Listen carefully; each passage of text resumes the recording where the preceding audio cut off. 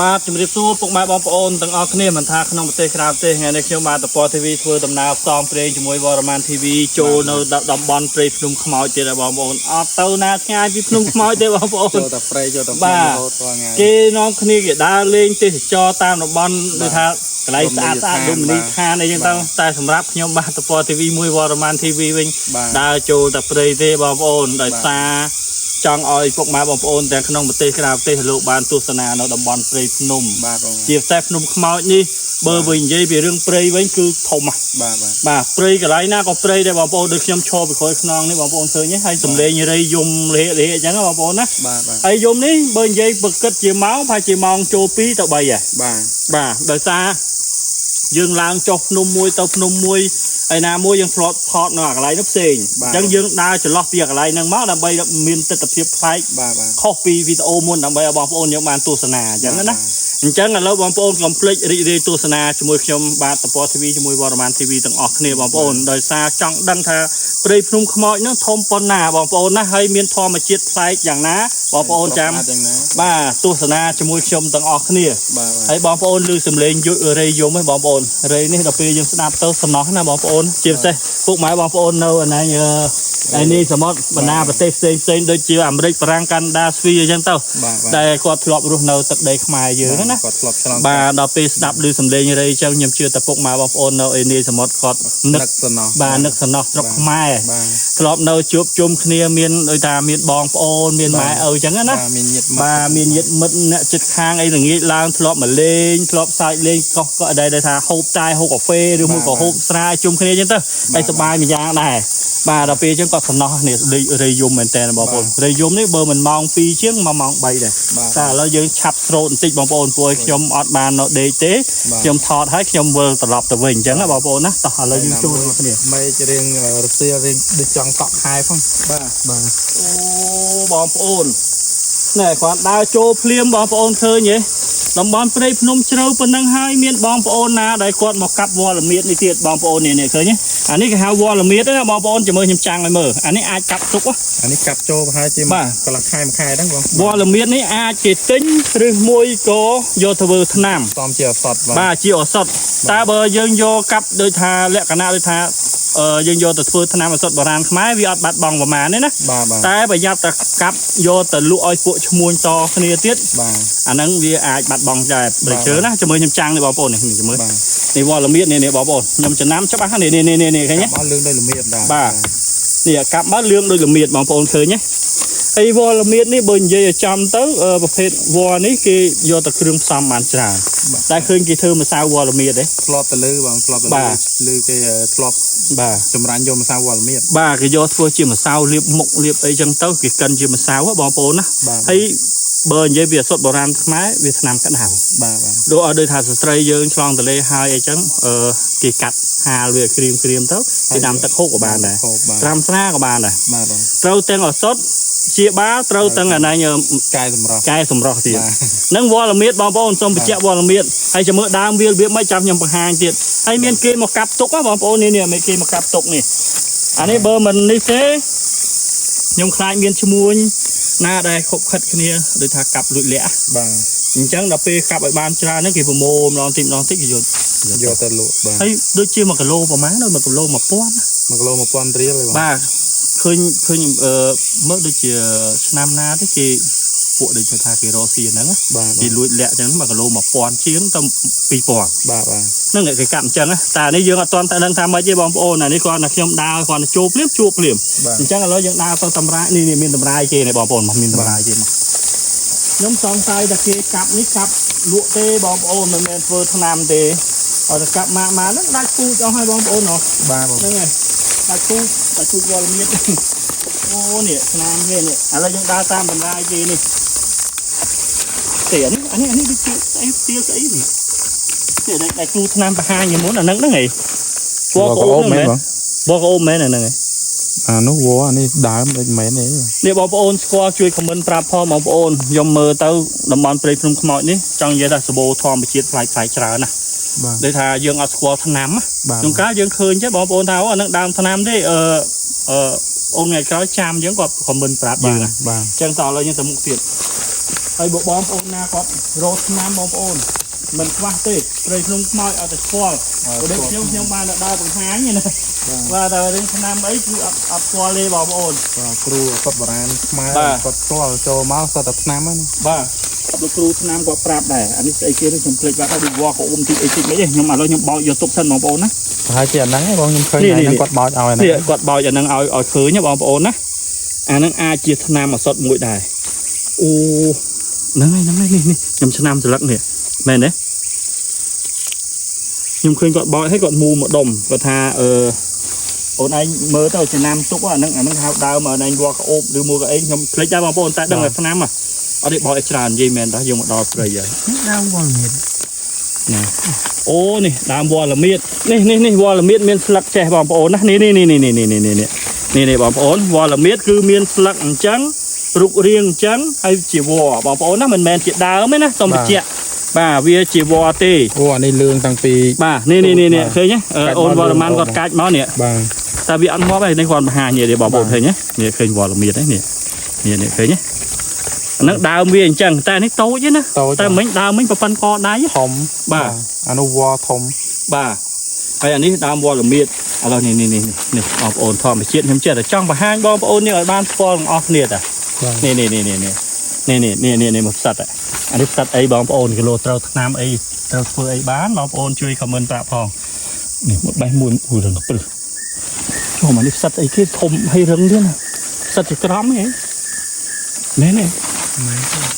ឡូវទៅមុខទៀតមែននេះតែខ្ញុំចាប់អារម្មណ៍អានេះមួយឥឡូវខ្ញុំបោចច្រើនចាំយើងយកទៅសួរចាស់ក្នុងក្រោមវិញណាថាយើងមកហើយមានវល់ក៏អូមានវល់ស្អីគេហៅស្អីគេទៀតនោះច្រើនណាបងប្អូនវល់កបីឡើងកបាទកបីឡើងកកបីឡើងអីណាមិនហ្នឹងបាទមើលផ្សិតនេះស្អាតណាស់ផ្សិតនេះអូផ្សិតស្អាតអត់បងប្អូននេះតែឃើញតែបង្ហាញនេះផ្សិតហ្នឹងដូចឃើញគាត់ដកដែរណានេះបងប្អូនស្គាល់ជួយខមមិនប្រាប់ផងអានេះផ្សិតអីគេបងប្អូនណាតែផ្សិតហ្នឹងដូចថ្ងៃមុនគាត់ដកយកធ្វើថ្នាំដែរណា5ស្រាបាទហៅស្អី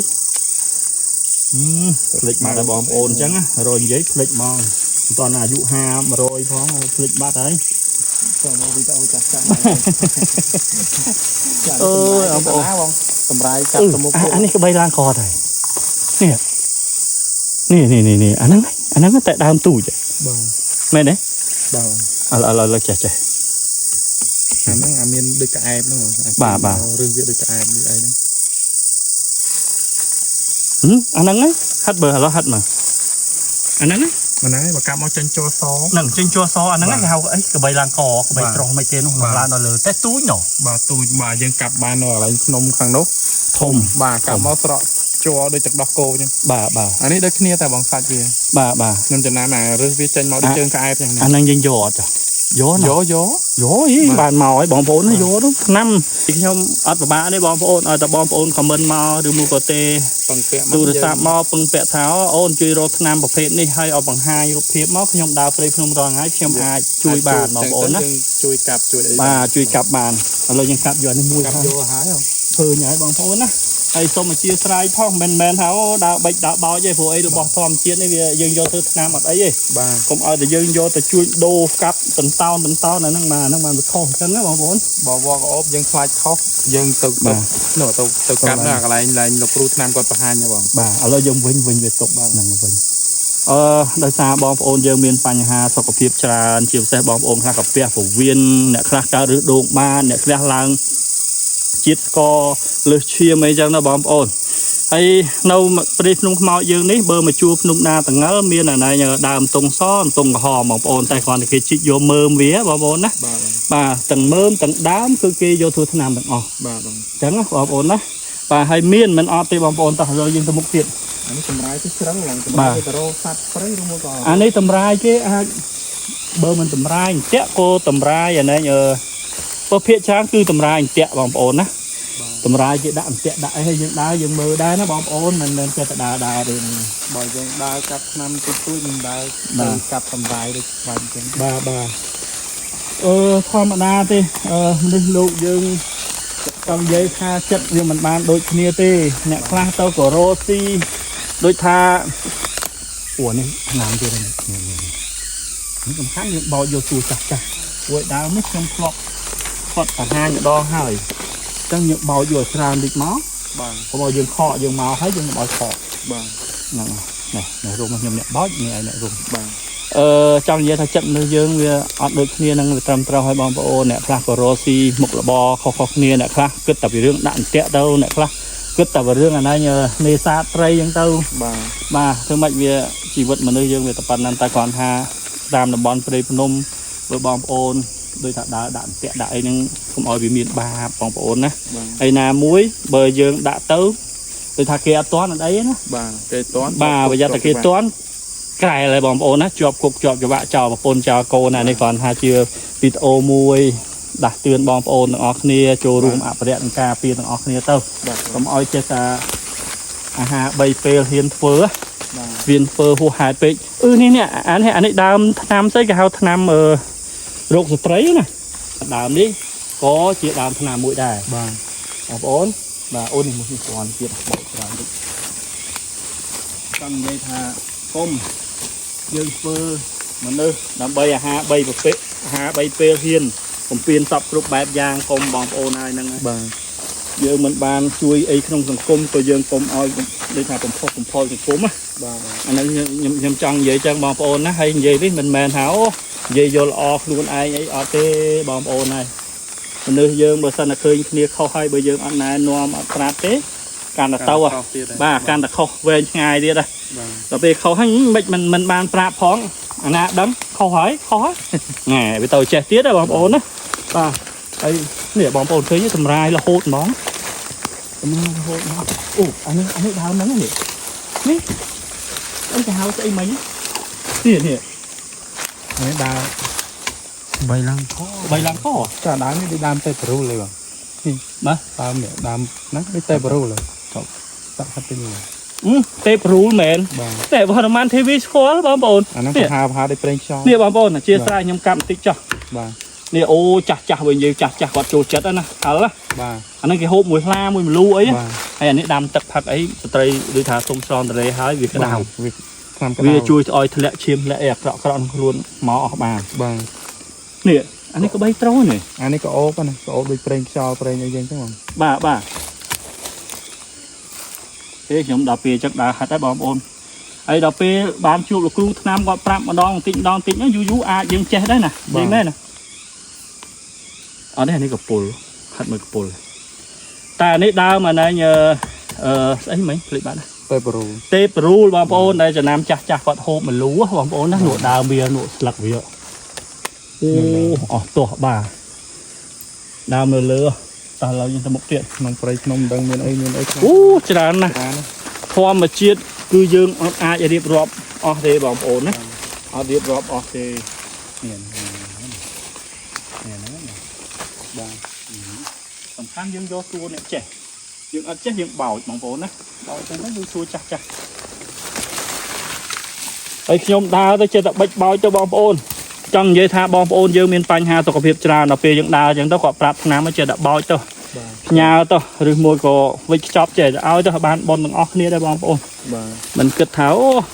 បោចទៅយកទៅលក់យកធ្វើអ្នកមានណាអត់ទេ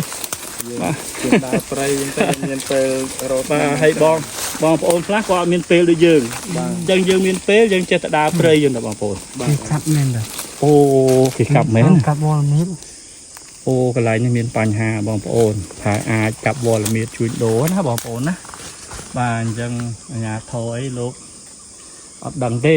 អញ្ចឹងបើយើងបានថតឲ្យឃើញហើយយើងចេះផ្សព្វផ្សាយបន្ថែមទៀតទៅដើម្បីឲ្យបានពងវងទាំងអស់គ្នាបងប្អូននេះកុំឲ្យថាខ្ញុំចេញនិយាយមកចូលទៅកន្លែងបន្តិចមើលតែដើរមើលក្រោមហ្នឹងមានជាក់មានអីបងដើរព្រៃភ្នំជ្រៅមិនថាប្រកាសថាអត់ទេមានទៅដាក់ជាក់យកហូបយកអីបាទនេះបងប្អូនខ្ញុំដើរមកដល់ហើយនេះក៏ឲ្យជជែកកាប់ធ្វើអាជីវកម្មធ្វើអីបងប្អូនដូរទឹកចឹងតម្រាយនេះខ្ញុំដើរតាមតម្រាយពេលនេះតម្រាយអាចជាកាប់វល់ល្មៀតវល់អីបងប្អូននេះហើយក៏គេកាប់ធ្វើឆ្នាំហ្នឹងវាមិនជាទ្រង់ទ្រាយអីធំពេកទេតាមមើលបាទមែនទេបងប្អូនជួយមើលនេះគីឡូគេបងប្អូនយើងមកពីឆ្ងាយលោក กับធ្វើថ្នាំធ្វើអីអានេះជាធម្មតាទេឬអត់ទៅណាជួយដូរគាត់យកទៅបាត់ហើយ បាទបើជួយដូរគាត់យកបាត់ហើយអានេះប្រហែលជាអាចគាត់កាប់យកធ្វើថ្នាំធ្វើអីបងប្អូន ទុកខុសតាំងឲ្យយើងឃើញជួយដូរមែន ហើយបងប្អូនត្រូវការថ្នាំអីបងប្អូនអាចខមមិនប្រាប់មកខ្ញុំបានទោះបីខ្ញុំស្គាល់ក៏ខ្ញុំសួរគេដែរ បាទ អូអានេះដើមស្អីធំល្អហើយលូងព្រិលទេនេះសិតវល់មាននេះបងប្អូននេះកាត់ចោលពីវាពីកាងផងតែតែគេលក់មែនហ្នឹងហើយបើធ្វើថ្នាំមែនចឹងហ្នឹង ធ្វើថ្នាំវិចយកតាមក នេះ មកករងណា នេះខ្ញុំអស់ចិត្តនេះបងប្អូនឃើញវល់មាននេះនេះឃើញទេ